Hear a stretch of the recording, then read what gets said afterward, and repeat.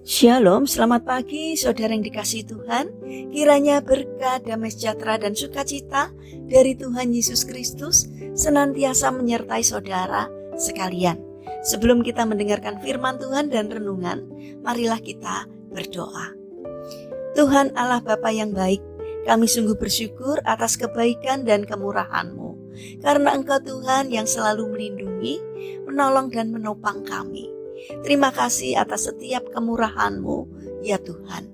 Jika saat ini kami akan mendengarkan firman-Mu, urapilah kami dengan Roh Kudus-Mu, agar kami dapat mengerti, memahami, dan melaksanakan firman-Mu seturut dengan kehendak-Mu. Sehingga semakin hari kami dapat menghasilkan buah sesuai dengan apa yang Tuhan inginkan. Terima kasih Tuhan. Di dalam nama Tuhan Yesus Kristus kami berdoa. Amin. Saudara yang dikasihi Tuhan, bacaan firman Tuhan saat ini diambil dari kitab Mazmur pasal 91 ayat 9 sampai 11. Demikian sabda Tuhan. Sebab Tuhan ialah tempat perlindunganmu, yang maha tinggi telah kau buat tempat perteduhanmu. Malapetaka tidak akan menimpa kamu, dan tulah tidak akan mendekat kepada kemahmu, sebab malaikat-malaikatnya akan diperintahkannya kepadamu untuk menjaga engkau di segala jalanmu. Tema renungan saat ini adalah kesetiaannya tak diragukan.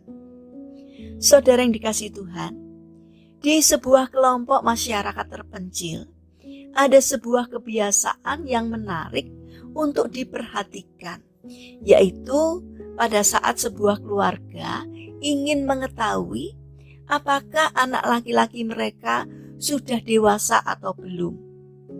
Seorang anak laki-laki yang dianggap sudah cukup umur akan melalui satu ujian, yaitu berada di tengah hutan sendirian di tengah kegelapan malam. Siang hari sebelumnya, orang tuanya akan memanggil seorang laki-laki dewasa yang belum dikenal oleh anaknya. Laki-laki dewasa ini akan membawa anaknya berjalan dengan mata tertutup, menyusuri jalan yang sempit dan jauh. Lalu mereka akan memasuki hutan yang lebat dengan pohon-pohon yang besar.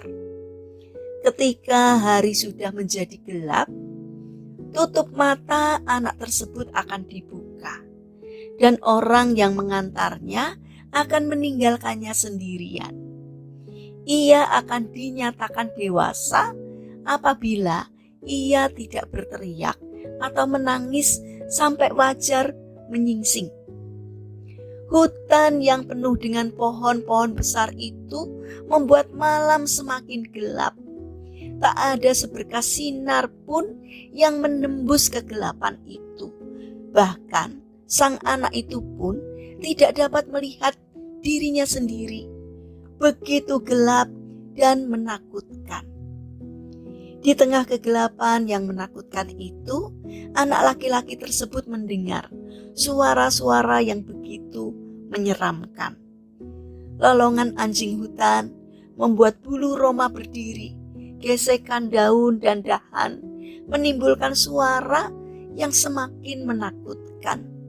Desiran angin dingin akan membuat badan menjadi kaku, seakan dapat membuat orang mati berdiri. Tetapi apapun yang terjadi, ia harus diam. Ia tidak boleh berteriak atau menangis. Ia harus berusaha agar ia lulus dalam ujian tersebut.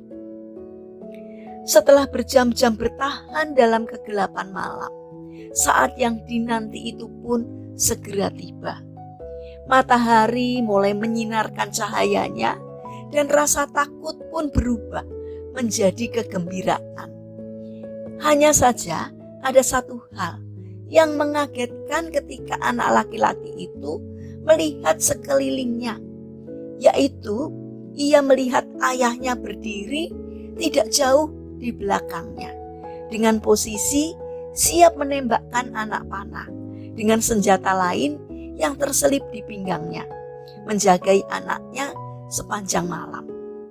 Jika ada ular atau binatang buas yang lain, maka ia dengan segera akan melepaskan anak panahnya sebelum binatang buas itu mendekati anaknya, sambil berharap agar anaknya tidak berteriak atau menangis. Saudara yang terkasih, pernahkah kita merasa Tuhan begitu kejam karena membiarkan kita sendirian di dalam menghadapi persoalan yang berat? Sesungguhnya Tuhan ada dekat dengan kita, siap untuk menolong, siap menjaga kita dari serangan musuh. Saudara yang terkasih, sadarlah bahwa kita harus dewasa secara rohani dan menjadikan setiap masalah menjadi pemicu kedewasaan rohani kita. Saudara yang dikasihi Tuhan, mari kita bangun karakter untuk mempercayai bahwa Allah itu setia. Karena itu, kita harus juga setia supaya iman kita semakin bertumbuh di dalam Tuhan. Dan kita pun akan semakin dewasa di dalam Tuhan. Mari kita berdoa. Tuhan Yesus yang baik, ampunilah kami jika seringkali kami tidak mempercayai kesetiaan-Mu dalam menjaga kami.